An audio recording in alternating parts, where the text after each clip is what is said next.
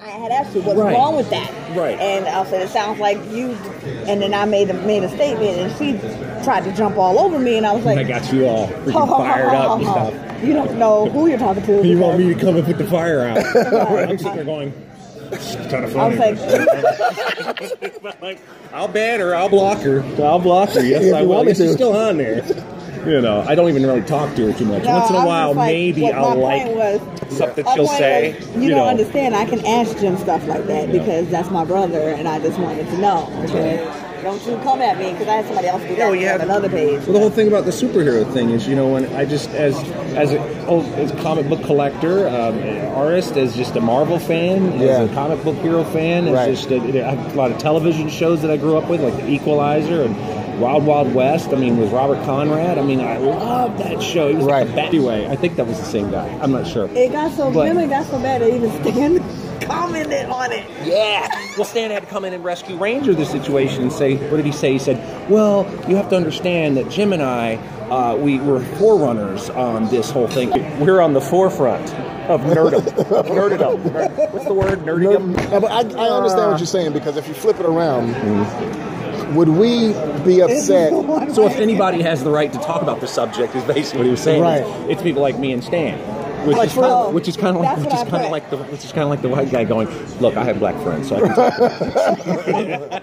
But no, it's like this. Think about it. When they got the white dude to play Michael Jackson, the entire black community was like, oh my God, we can't better. What if, on television you had, What was that joke? What was that joke? I heard a joke on the radio about that. I didn't realize it was a thing where like if they got a white guy to play Michael Jackson, it's like, well, he was kind of white at the end.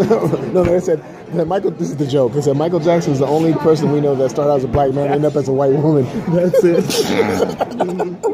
Awesome. No, but so it's not a thing of like if someone says, man, why are they changing the race of a character? It's not that they are upset that it in and of itself that you would change a character to be black or anything, but it's that you feel like there's, you can tell me if you're right or not, I feel like everything is under attack. And anything about you, it's a deliberate attack, it feels like, because it keeps happening. It just, guys, if you guys notice this, and I'm telling my friends at work, you guys know every commercial. Is me. I was doing landscaping when I first started talking about every commercial, and I'm going, which is funny because these are two white guys I'm working with, so obviously it's a safe subject. Not anymore. You don't know. Right, you don't know. Hit you in the head with a lawnmower. Yep. So I'm like, hey, have you guys, noticed that every time you turn on the TV, there's a commercial where a black guy and it's like commercials now are like that's what it's right. Well, now we know that's the thing. Now we know we can actually see there's measurable, there's feasible, there's whole articles out there being written why white girls should not date white men. And so now that's when a guy like me is free from my own mind. I'm going, oh my God, thank God I'm not a racist. Right. I'm actually seeing what I'm feeling. Because we've been saying that forever. You guys can check it out and turn on the television for about 3 hours and watch. You'll see every commercial that has a family in it is a mixed family, and the eradication of the white male in society. They're all going to be eradicated by 2050 or something. So tell me about, remember the conversation we had on Facebook? Like this, when I first heard that was supposedly the white race was going to disappear in 2050, I made this little joke to myself. I went, okay, what is it? Let's see, I'll be 47. So that gives me, I'll be dead. That's cool. I don't want to worry about it. It doesn't matter anyway. Well, do you remember the conversation that we had briefly about on Facebook? This was recently. We were talking about how this whole thing about the racism against white guys and stuff, and how that's a real thing that's happening. And then I suggested, I said, well, the one thing that you can take out of it is a way to be compassionate now towards the history of what's happened to people like my people or whatever. I don't want to say my people because my people are believers, but but so now. I believe you can tell me what you think. I think it's a two-pronged thing that you don't receive that racism against you. Like you don't receive the message that they're trying to tell you. Right. But at the same time, you can also now sympathize or empathize, not sympathize, but empathize with what your other brethren that don't look like you have gone through in the past. How does that help you, or does it help you be able to now relate to on a different level than you may not have been before. You know, it totally does. Well, at first I'll be honest with you. Can I be honest? Okay. So I totally at first she kind of pissed me off there for a second. She said something. What was it along the lines where you said now you kind of like, you didn't say this straight out, but it was kind of like the idea. Well, you white guys kind of had it coming. Maybe that's what you said. You didn't say that, but it was. I can't remember. It was something that made me think. Maybe that's where. See, my point here is maybe I wasn't ready to deal with this. Because you said something, and in my mind, I took it as, is she saying that maybe it's kind of like our time now? Like we kind of had what's coming? And so now this is not mad at you. I'm starting to realize I'm having feelings. I'm like, what the hell's going on in my head right now? Right. I have to look it up. It wasn't bad what you said. It's how I took it. All I said was, I didn't know what the big deal was. She was flustered. And I said, what I was a little, when you were talking about affirmative action, you said something about affirmative action, and it kind of got me a little like, what you talking about? Yeah, I know. But see, this is the thing. You can have a difference of opinion as believers. It's possible that black, white, whatever, we can have differences of opinion on subjects. Like affirmative action. Like that. You know, and find out where we are in common and still love each other. Yes, it's fine. It's fine. So keep going. So about that, how do you think that the well, it made me realize I hadn't really given too much thought to it before that. And then you said that, and there's all these things. I'm looking up videos, and I'm looking at stuff in Africa, and I'm going way down a rabbit hole. I'm like, oh my gosh. But at least you looked it up. Taking that red pill? So I'm like, yeah, I looked it up. And so a lot of internal things I had to deal with. Yeah. What should I embrace? Obviously, what you should let go of. And I trust the Word of God first and foremost. Like a security. There you go. That's my Lord. That's the word. It's in my head. And there's a security gate. Yeah. It's more like barbed wire. That's good. There's machine guns. There's like a bunch of dogs. You know. It's really diverse though. There's all kind of races in there. There's Chinese guys and karate chopping. And it's a crazy little armed forces thing I got That's going. Classic Jim. So with the hand motions and the beyond of Earth.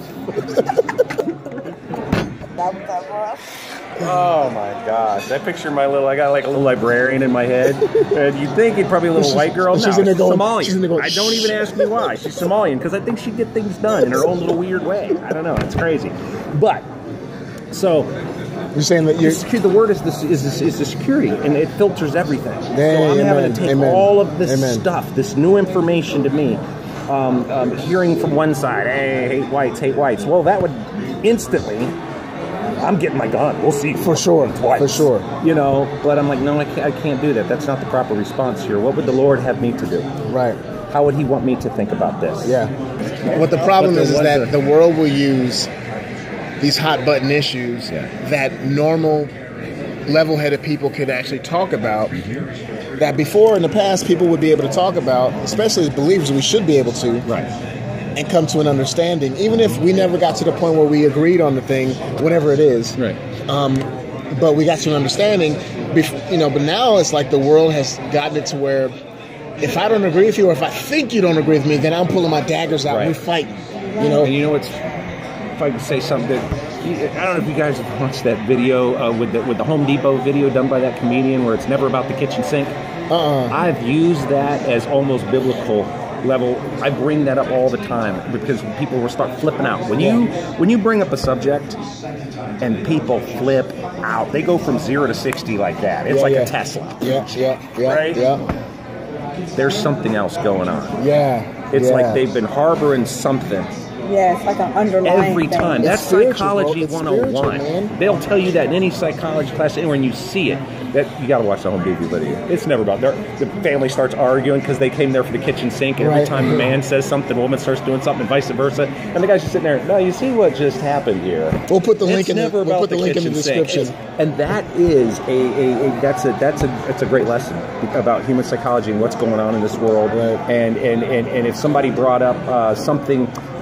Affirmative action. If my future was directly affected because in a negative way, by affirmative action, then that would be a seriously heartfelt issue, just as much as somebody who made it in their life because of help, and it pushed them, and they ran and worked hard and made something in their life. It's going to be an issue, right. Right. And when and when you have, and that's why it goes back to who the answer is. And when you have the trust that, okay, let's say that happened. Let's just take the scenario. Let's say you were hurt by affirmative action and I was helped, right? Right. We both love the Lord. We both love Jesus. Yeah. And then the subject comes up. And it's a real hard thing for you and it's a real hard thing for me. So we can talk about it and understand that, man, no, you don't understand where I come from. You know, if without it, I wouldn't have got my college education. Right. And you're saying, man, but you don't understand it, man. I didn't get into college because of that, and I didn't, and I went on a bad, you know. Now I don't have the money I need to, didn't have the education, you know. So it's a very visceral thing. But if we drill it down to, well, you know what, God is in control. Ultimately, God is in control of our lives, and what happened for a reason. Yeah, we as believers believe that. We have to come to that understanding. The world doesn't have that. They don't have that bedrock ground. So then we can come together, shake hands, love each other, and say, man, you know, whatever happened, you know, and I wish for you that your life would have been better than that. And you can say, well, I'm glad that it happened for you, whatever. But because of Christ, we have that ground floor. Yes. That foundation that over supersedes any hurt, anything that happened, any racial thing that happened. Yes. And you know, and then we can move past it. Right. The reason why the world can't move past it is because that's all they have is that conflict. The victimhood, the victim and the victimizer. That's all they have. Yes. Then it is possible. The unity is going to show up that where the unity that everybody's talking about is only going to be in the church. Yeah. The world is going to, it's not, I'm telling you guys, it's not going to get any better in the world. Nope. This is going to get worse and worse. I was thinking of the armed forces because I know in there they say there was only one color and it's green. I'm trying to think. I'm sorry. I'm trying to see. I'm comparing it because I believe Christ is the only way and it's the only place where these kind of things would get settled like that.